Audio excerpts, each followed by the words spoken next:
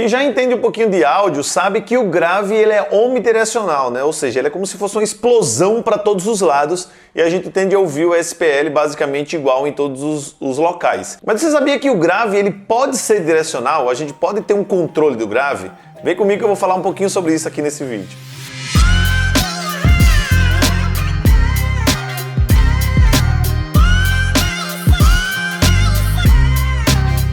Fala aí, gênio! Eu sou o Renan Lopes, idealizador aqui do projeto Estudo do Áudio. Seja muito bem-vindo a mais um programa de resposta com frequência que a gente responde aqui os nossos seguidores. Recentemente eu coloquei uma caixinha de perguntas lá no Instagram, renanlopes.audio, já me acompanha, que eu sempre coloco no começo da semana e o pessoal interage bastante. Como no último final de semana a gente participou de uma festa de música eletrônica, trabalhamos no sistema de som da festa, que foi a Mandala, bastante gente perguntou sobre o sistema de som, inclusive sobre o tipo do arranjo que eu fiz lá, que foi um arranjo de sub em arc delay. E a gente vai responder essa pergunta no finalzinho aqui do vídeo.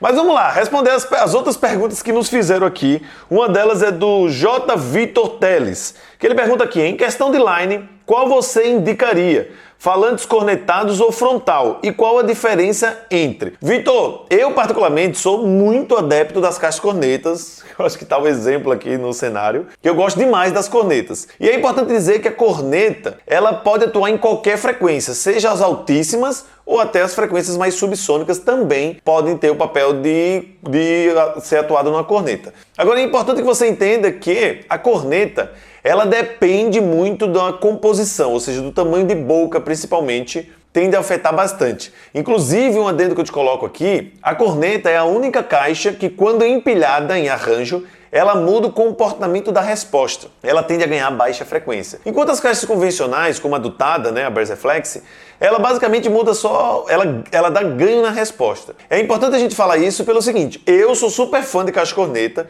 por mim eu sempre usaria um line ou outras caixas usando a corneta. Mas é importante que você entenda que o line, ele te dá a liberdade de você aumentar o sistema sempre que você precisar. Então, um evento pequeno, você pode usar, vai lá, 3, 4, 5 caixas de line. Um evento grande, você pode fazer uma linha maior. Quanto maior essa linha, melhor tende a ser o tiro desse sistema. E como a corneta, como eu acabei de falar agora, ela muda o seu comportamento no arranjo, a gente fica meio que sem alternativas de fazer uma caixa de line usando a corneta, porque a gente depende do arranjo que o cara vai fazer. A não ser que você faça uma caixa corneta para um line e defina um arranjo mínimo. Então, ó, essa caixa você precisa aí ter pelo menos, vai lá, 4 caixas ou 8 caixas empilhadas para ter o comportamento ao qual ela foi projetada. Sem falar que caixa de corneta é um pouco complexa de projetar.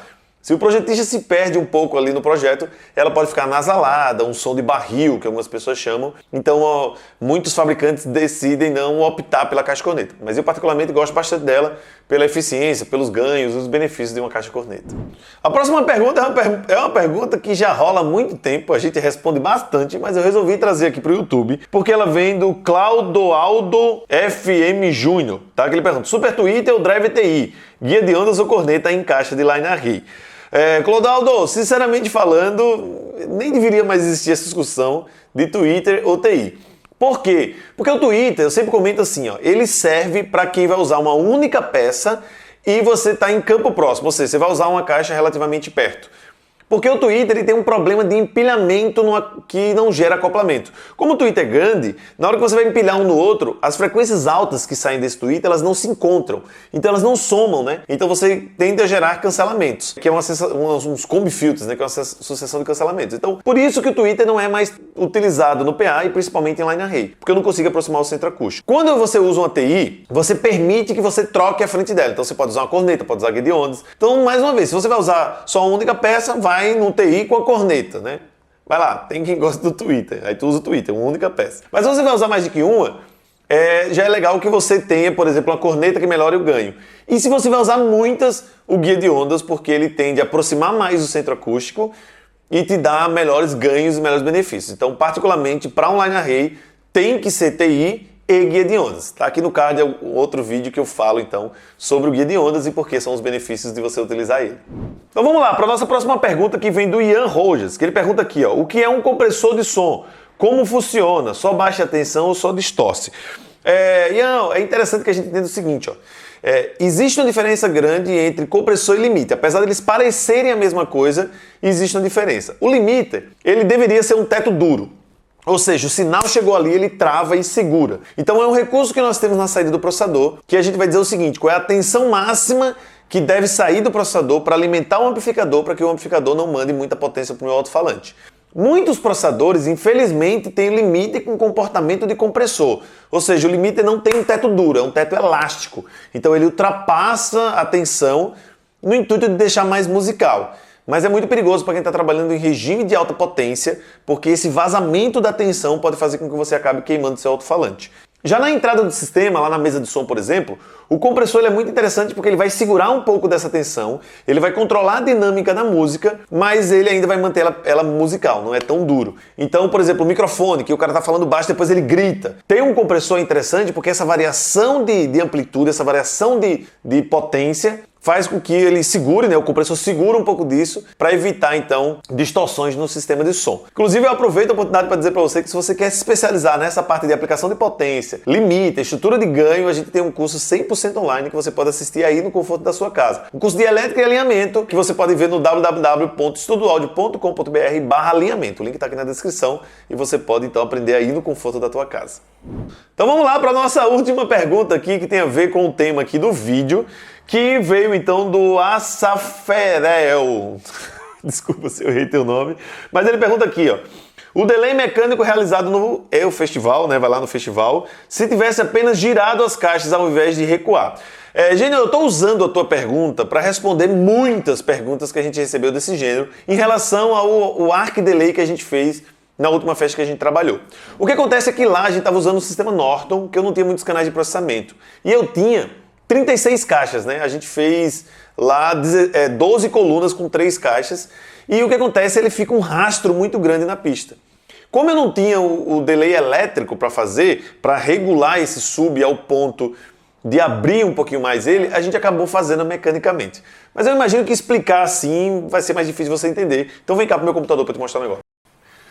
Então vamos lá, para você entender melhor sobre o arranjo de sub. A primeira coisa que é importante que você entenda, ó.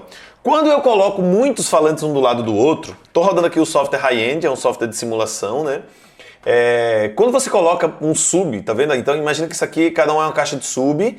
Quando você bota do lado a lado, ele cria esse rastro aqui, ó, no meio da pista de dança, tá vendo? Ó? Por quê? Porque essa caixa, ela está atrasada em relação a essa. Então quem está aqui tem um cancelamento, né? Que é o tempo que essa caixa chega. Ela pode estar comprimindo o som, enquanto essa caixa, quando chega lá, pode estar descomprimindo e gera vários cancelamentos por causa dessa diferença de tempo aqui. Então, por isso que eu crio esse rastro no meio, porque aqui eu tenho todas as caixas devidamente acopladas. Então, ou seja, quem está aqui tende a ouvir quase que todo mundo ao mesmo tempo, enquanto quem está aqui na lateral ouve com a diferença de tempo e por isso que gera esses cancelamentos. Então, o primeiro ponto que é importante que você entenda, o distanciamento entre as caixas depende basicamente do comprimento de onda. Então, o que é que geralmente a gente faz? Eu pego a frequência que a gente vai estar trabalhando, no caso aqui dessa simulação está em 100 Hz, e eu pego a velocidade do som dividido por ela. Então tem 344, que é a velocidade do som em torno de 21 graus, dividido por 100 Hz, nós temos 3,4 metros, tá?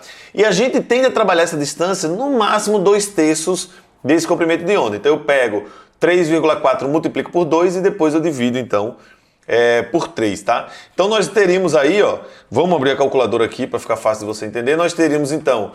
Opa, peraí que a calculadora está aqui, ó. Então eu tenho velocidade do som que é 344, que dividido por 100 Hz, nós temos 3,4 metros. Eu multiplico por 2 e divido tudo isso aqui por 3.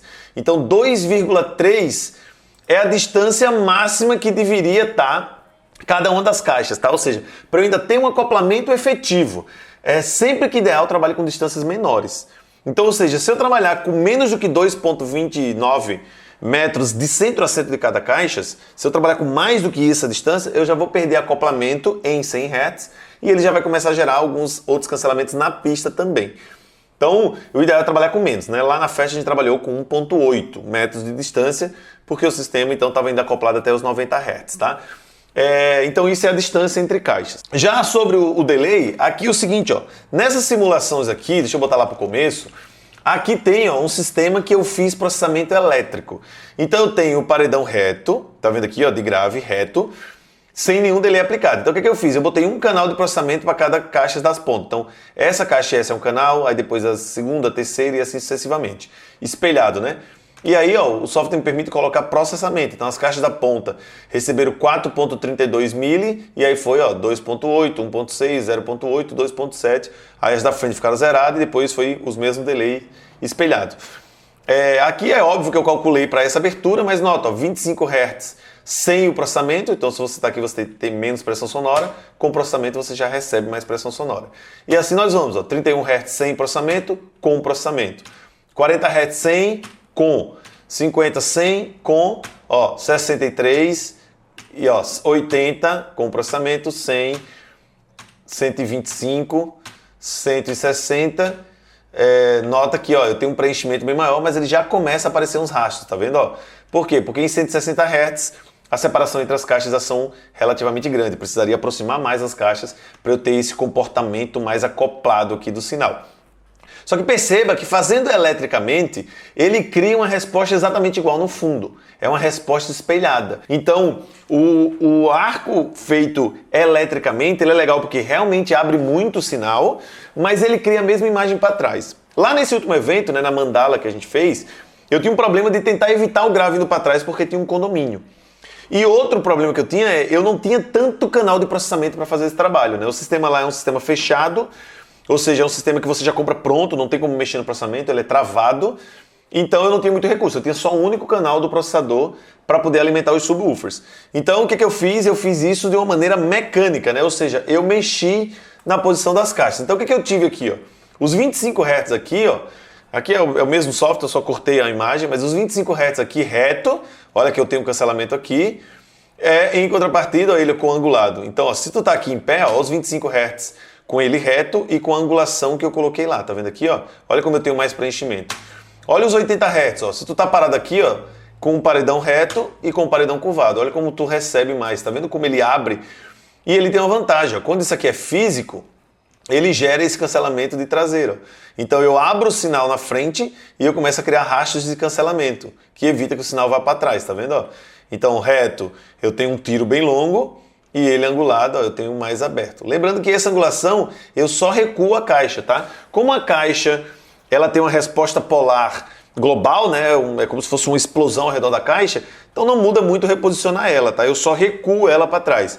No caso aqui, a gente recuou 1/4 do comprimento de onda da maior frequência que o sistema ia emitir. Então eu peguei a maior frequência, usei o mesmo cálculo que a gente fez agora, e aí eu peguei essa maior comprimento e dividi por 4, foi a distância que eu saí recuando as caixas da ponta. O ideal é que você possa fazer isso com todas as caixas, criar realmente um arco físico, né, mecânico ali no sistema. Mas eu resolvi ter um paredão reto na frente para que eu conseguisse ainda assim ter muita força na frente e fazer com que o grave abrisse um pouquinho mais. Inclusive, se você quer aprender mais sobre arranjos de subwoofer, coloca aqui embaixo no comentário quais são as tuas dúvidas, que tipo de arranjo você gostaria de ver, até para que inclusive a gente possa fazer também na prática para mostrar para você aqui no YouTube. Espero que eu mereça o teu like nesse vídeo que a gente trouxe. Se você ainda não é inscrito no canal, se inscreve, porque a gente está toda semana aqui trazendo conteúdos gratuitos para você poder aprender e evoluir nesse nosso fascinante mundo do áudio. Quero te agradecer por ter estado comigo até agora. Te espero então na próxima semana. Valeu, gente, até depois!